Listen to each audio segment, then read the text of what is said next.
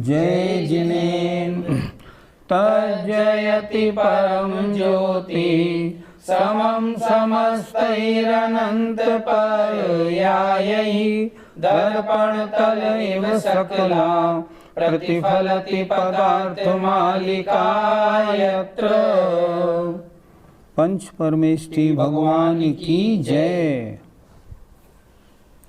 तरह तरह की नई नई बातें आप मालूम नहीं आचार्य अमृतचंद स्वामी ने कहाँ से इकट्ठी करके हमारे उपकार के लिए इस शास्त्र में लिखी हैं। हिंसा के बारे में कैसे कैसे कार्य, कैसी कैसी धारणाएं। अब एक नया विचार आया है। ये विचार ये आया है, किसी के गुरु महाराज हैं और वो सामायिक में ध्यान में बैठे हैं। शिष्य क्या सोच रहा है, अगर इस समय मैं इनका सिर काट दूं तो कितनी अच्छी गति मिलेगी इनको। क्यों? इस समय तो ध्यान में विराजमान है। ऐसा सोच के क्या काटना उचित होगा? बिल्कुल नहीं।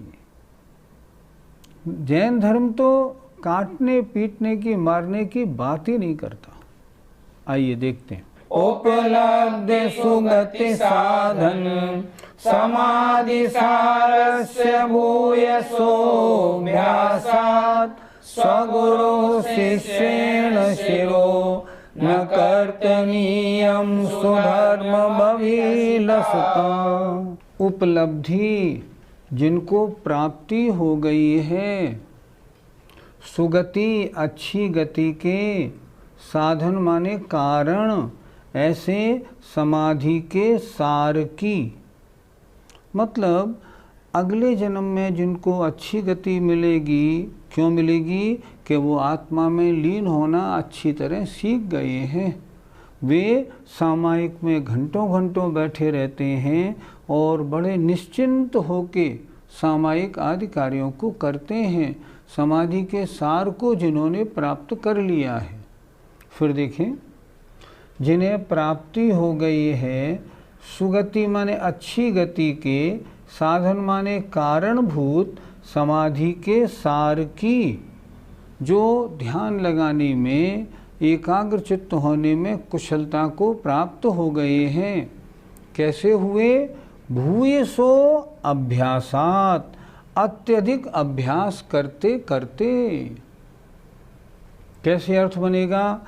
अत्यधिक अभ्यास के कारण जिनको सुगति के साधनभूत ऐसे समाधि के सार, मतलब एकाग्र चिंतन का उपलब्धि प्राप्ति हो गई है, अर्थात जो अच्छे ध्यान करने के अभ्यासी हो गए हैं, ऐसे स्वगुरु हो, अपने गुरु के, शिरो मन शिर को, शिष्येण शिष्य के द्वारा भी, सुधर्म अभिलषिता, अच्छे धर्म की अभिलाषा से, न कर्तनीयम, नहीं काटना चाहिए। मेरे गुरुजी इस समय ध्यान में बैठे हैं, अगर मैं इस समय इनका सिर काट दूंगा, निश्चित रूप से ये उच्च गति में जाएंगे। बाद में मालूम नहीं इनसे समाधि बनी या न बनी। ऐसा विचार करके अगर कोई शिष्य अपने गुरु का सिर काट दे तो ठीक है या नहीं? बिल्कुल नहीं। गुरु जी, इस प्रकार गुरु के सिर को काटने को कौन अच्छा कह सकता है? कोई अज्ञानी दुर्बुद्धि शिष्य हो वो भले ही अच्छा कहे, अन्यथा कोई भी अच्छा नहीं कह सकता। मान लो शाम को 6 बजे बाद पूरा संघ सामायिक में बैठ जाता है। मान लो 20, 25, 30 पीछियाँ हैं और वो सामायिक में ध्यान में बैठी हैं। अब आप क्या सबके सिर काट दोगे? सोचो तो सही। नहीं, उनका सिर काटेंगे जो बहुत ध्यान में लीन हैं। आपको क्या मालूम कौन ध्यान में लीन है और कौन ध्यान में लीन नहीं? आपको दिख रहे हैं महाराज ध्यान में लीन, और उनके विचार अगर गड़बड़ हो तो फिर कैसे करेंगे? आपके पास कोई मापदंड है क्या? नहीं। दूसरी बात, सिर काटने से वे तो अपने महान पुण्य के कारण ऐसे ध्यान में लीन थे। आपने उनका मस्तक काट के उनको और महान आर्त ध्यान खड़ा करके अधोगति का पात्र बना दिया, उनका सर्वनाश कर दिया आपने। अच्छे रास्ते पे चलने वालों को आपने एकदम गड्ढे में डाल दिया। उनकी तो दुर्गति की। आप खुद सोचो, अपने गुरु को मारने वाले शिष्य को कौन सी गति मिलेगी? उसको तो नरक में भी जगह नहीं मिलेगी। समझो, नरक से भी नीचे कोई गति हो वो मिलेगी। अपने गुरु जिनके चरणों को अपने हृदय में रखा जाता है, जिनके चरणों को धोके पीने की बात होती है, ऐसे गुरु के शिष्य काटने की बात ये तो दिमाग में कभी आनी ही नहीं चाहिए। ये तो बिल्कुल ही गलत है। अतः ये जो धारणा है, ये धारणा बिल्कुल अज्ञानता का परिचायक है। जिनका विवेक नष्ट हो गया है, जो महाअज्ञानी है, जिन्हें कुछ भी नहीं मालूम, वो ऐसा भले ही करने की सोचें। बाकी कोई समझदार शिष्य होगा कभी नहीं सोचेगा। वो तो यही सोचेगा मैं ऐसे साधन जुटाऊं जिससे अंतिम समय इनका बिल्कुल अच्छा गुजरे और ये ऊर्ध्व गति को प्राप्त हो। वो तो यही सोचेगा। मारने की तो कोई सोच ही नहीं सकता। पंडित जी, समाधि का सार क्या है? वे मुनि महाराज या वो गुरुदेव जब ध्यान करते करते एकाग्रता को प्राप्त हो गए हैं, निश्चल अवस्था को प्राप्त हैं, निर्विकल्प अवस्था को प्राप्त हैं, एकांत में विराजमान हैं, रंच मात्र भी हिलन डुलन क्रिया नहीं कर रहे हैं, समझना इस समय ये समाधि के सार को प्राप्त हैं। लेकिन समाधि के सार के प्राप्त की बात हम ऊपर की बात ऊपर देख के कर सकते हैं। अंतरंग में उनके परिणाम कैसे हैं इसके बारे में हम कुछ नहीं कह सकते। एक बार श्रैणिक पुराण पढ़ा था। श्रैणिक पुराण में एक बहुत अच्छा उदाहरण दिया है। श्रैणिक महाराज जब भगवान महावीर के समव शरण में जा रहे थे तो रास्ते में एक मुनि महाराज बड़ी एकाग्रता से आत्म ध्यान में लगे हुए थे। श्रैणिक महाराज ने उनको देखा, नमोस्तु किया और आगे बढ़ गए। आगे बढ़ के उन्होंने गौतम स्वामी को प्रश्न किया समव शरण में, महाराज आज वे महाराज जो रास्ते में मुझे मिले थे, उन महाराज को केवल ज्ञान कब होगा? गौतम स्वामी ने क्या उत्तर दिया? बहुत विचारणीय उत्तर। इस समय तो वो नरक जाने के योग्य परिणामों को कर रहे हैं। ऐसा क्या हो गया महाराज? ऐसा कैसे? वो तो बड़े ध्यानस्थ हैं मुनि महाराज, बड़ा अच्छा ध्यान लगा रहे हैं, बिल्कुल एकदम निष्कंप अवस्था। हुआ क्या, वो राजा थे तो उनके मन में वैराग्य हो गया। अब करें क्या, राज छोड़ें कैसे? उन्होंने क्या किया, अपने बच्चे को राजा बनाने की सोची, इसको मैं राजपाट दे के दीक्षा ले लूँगा। उन्होंने अपने मंत्रियों से कहा, मंत्रियों सुनो, अगर मैं दीक्षा ले लूँ और इसको मैं राजा बना दूँ तो आप लोग इस राजा की रक्षा करते हुए उसके अनुसार चलोगे? मंत्री लोग बोले, महाराज आप चिंता नहीं करें, इनको आप राजा बना दें, हम इनकी पूरी देखभाल करेंगे, परंपरा आपकी ही चलेगी। राजा निश्चिंत हुए और मुनि बन गए। मंत्रियों ने क्या किया कि उनको राजा के मुनि बनने के बाद उनको सिंहासन से हटा के जेल में डाल दिया और खुद राजा बन बैठे। इत्तेफाक की बात, वो मुनि महाराज जब ध्यान में ध्यानस्थ थे तो पड़ोस में एक आदमी जो भगवान के सवब शरण में दर्शन करने आ रहा था, उसने पास में खड़े होके ये पूरा किस्सा सुना दिया। देखो ये राजा अपने बेटे को राजा बना के मुनि बने और मंत्रियों ने कितना धोखा किया, लड़के को तो जेल में डाल दिया, खुद राजा बन गए। इतना सुनना था, अंदर क्रोध भड़क उठा। परिणामों को बदलने में कितनी देर लगती है। अंदर क्रोध भड़क उठा और भड़क उठा, इधर क्रोध भड़क उठा, उधर गौतम स्वामी कह रहे हैं इस समय तो वे नरक जाने के योग्य परिणाम कर रहे हैं, क्योंकि अत्यंत क्रोध में परिणाम तो नरक गति के कारण है। हे श्रेणिक, तुम जाओ उनको संबोधो ताकि वे अपनी सही स्थिति में आ जाएं। श्रेणिक महाराज फौरन सवब शरण से आए, उनको नमोस्तु किया, उनको बोला महाराज गौतम स्वामी ये कह रहे हैं आप कैसे परिणाम कर रहे हो, नरक के योग, इन्हें छोड़िए। इतना सुनना था कि मुनि महाराज संभलने के बाद तुरंत फिर अपने में आए और अंतर्मूर्त में उन्हें केवल ज्ञान हो गया। उसे कहते हैं समाधि सार, मतलब एकाग्रता। अब पहले भी उनकी एकाग्रता दिख रही थी जब वो नरक के योग्य परिणाम बना रहे थे, बाद में भी उनकी वही एकाग्रता थी, लेकिन वो केवल ज्ञान प्राप्ति के योग्य परिणाम बना रहे थे। तो ऐसे कोई गुरु जिनको ध्यान लगाने में बड़ी कुशलता प्राप्त हो गई हो, ऐसे गुरु के ध्यानावस्था में सिर काटने का विचार करना भी किसी भी शिष्य के लिए बिल्कुल योग्य नहीं है। शिष्य जिनका महान उपकार है, ऐसे गुरु के सिर काटने का विचार कभी नहीं कर सकता। करता है तो वैसा पापी कोई नहीं मिलेगा। तो फिर शिष्य को क्या करना चाहिए? सिर काटने की बात नहीं, उसको तो ऐसी व्यवस्था, ऐसी अनुकूलता बनानी चाहिए ताकि वे अपने ध्यान में और एकाग्र हो जाएं। ऐसा शिष्य अगर ये कार्य करेगा और अपने गुरु की एकाग्रता को और बढ़ाने वाला कार्य करेगा, निश्चित रूप से गुरु का अंतिम समय बिल्कुल ध्यान चित्त होकर निकलेगा और बिल्कुल अच्छी गति प्राप्त होगी। लेकिन अगर सिर काटने की बात करेगा ना, तो गुरु को भी अधोगति होगी, शिष्य को तो महान से महान पाप लगेगा, क्योंकि इससे बड़ा कोई पाप होता ही नहीं। इसलिए बिल्कुल स्पष्ट है कि हिंसा में कभी धर्म नहीं, हिंसा किसी भी परिस्थिति में कभी भी करने योग्य नहीं। हमेशा अहिंसा की बात करो।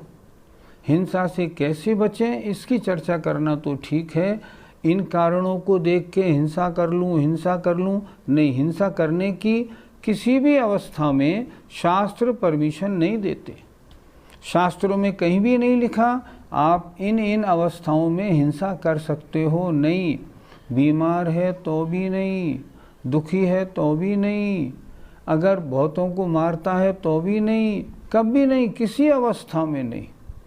हम तो इतना ही, शास्त्र तो इतने आदेश देते हैं, अपने परिणामों की विशुद्धि बनाने की बात करो, अन्य के कल्याण को काट मार के करने की बात बिल्कुल मत करो। संसार में कुछ एक अन्य मान्यता वाले लोग भी हैं, उन्हें कहते हैं खारपटिक। वे खारपटिक कैसे होते हैं और वो क्या करते हैं, उनका करना उचित है या अनुचित, इसकी चर्चा इस श्लोक में हो रही है। धन लव पिपासितानां विनेय विश्वासनाय दर्शयतां झटिति घट चटक मोक्षम श्रद्धेयं नैव खारपटिकानां। धन माने धन, लव माने थोड़े से, पिपासिता नाम उसके जो प्यासे हैं, अर्थात जो थोड़े धन के प्यासे हैं, जिनको धन की वांछा है। और कैसे हैं? विनेय माने शिष्यों को, विश्वासनाय विश्वास दिखाने के लिए, शिष्यों में विश्वास उत्पन्न कराया। चर्चा किन की हो रही है? खार पटिकों की। खार पटिक मत वाले पहले काशी आदि स्थानों पर होते थे। उनके पास कोई व्यक्ति जब जाता था और ये कहता था, महाराज हमको मोक्ष चाहिए, मोक्ष कैसे मिलेगी? तो वो क्या कहते थे, देखो एक घड़े में एक चिड़िया है, घड़े को हमने फोड़ा, चिड़िया तुरंत उड़ गई। इसी तरह इसका मतलब चिड़िया को मोक्ष हो गया।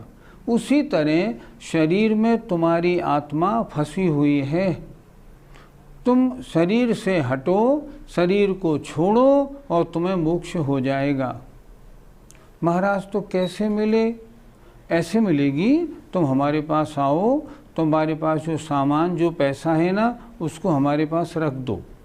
वो क्या करते थे, उसको लटाते थे करौंत के ऊपर और करौंत चलाया, सिर काट के अलग कर दिया, गंगा जी में फेंक दिया।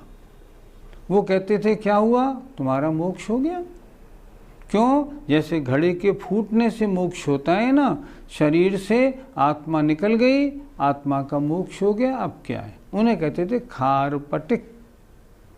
तो वे खार पटिक लोग कैसे होते हैं? धन लव पिपासिता नाम, थोड़े से धन के प्यासे होते हैं और विनय माने शिष्यों में विश्वास दिखाने के लिए झटिति घट चटक मोक्षम, घड़े के फूटने के समान मोक्ष होता है। किसका? चिड़िया का। घड़ा फूटा और चिड़िया उड़ी, तो घड़े के फूटते ही जैसे चिड़िया को मोक्ष होता है, ऐसे ही मरण होते ही आत्मा को मोक्ष हो जाता है। ऐसे जो खार पटिक लोग हैं उनका नैव श्रद्धेयम, उनमें बिल्कुल विश्वास नहीं करना चाहिए। ऐसे ऐसे भी लोग हैं संसार में कि जो जीवों की इस तरह हिंसा करके थोड़े पैसे के लिए और इन पापों को करते हैं और इन कार्यों में धर्म मानते हैं, इनको उन्होंने अपना पेशा बना रखा है। फिर देखें, थोड़े से धन के प्यासे और शिष्यों में विश्वासनाय दर्शयताम, विश्वास के लिए दिखाने वाले। क्या दिखाने वाले? कि झटित घट चटक मोक्षम, घड़े के टूटते ही जैसे चिड़िया को मोक्ष हो जाता है, उसी प्रकार इस करौंत पर तुम लेट जाओ, हम अभी करौंत चलाएंगे, तुमको मोक्ष हो जाएगा।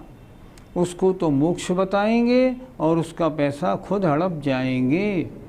ऐसे खार पटिका नाम, जो खार पटिक लोग होते हैं, उन पर श्रद्धान बिल्कुल नहीं करना चाहिए।